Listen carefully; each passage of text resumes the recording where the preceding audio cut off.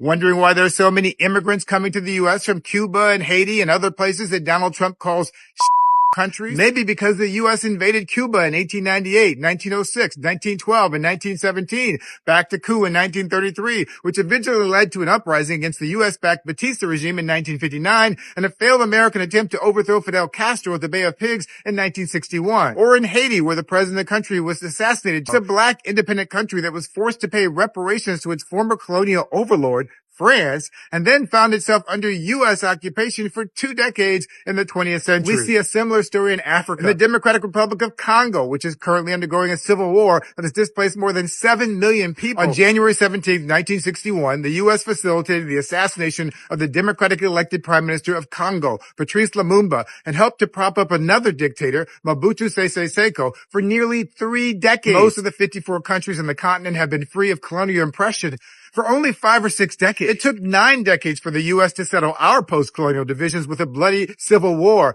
and we expect them to have it all figured out after centuries of exploitation. You're wondering why Iranians chant death to America? It may have something to do with the fact that our government overthrew the democratically elected Prime Minister of Iran, Mohammad Mossadegh, in 1953, and propped up our own hand-picked dictator, Mohammad Reza Pahlavi, for decades. And the list goes on. The U.S. invaded Guatemala in 1954, the Dominican Republic in 1965, helped overthrow Kwame Nkrumah in Ghana in 1966, helped overthrow Salvador Allende in Chile in 1973, intervened in Nicaragua, Grenada, and Panama in the 1980s, Iraq in 1991, 2003, Afghanistan 2001. Democratic countries actually don't invade their neighbors. Democratic countries don't use weapons of mass destruction. But the people in those countries we bombed, invaded, plundered, and destabilized are still suffering. That's why they're leaving their home countries, because the U.S. and other world powers exploited those countries for short-term political gains. So the next time we wonder why so many black and brown countries are struggling,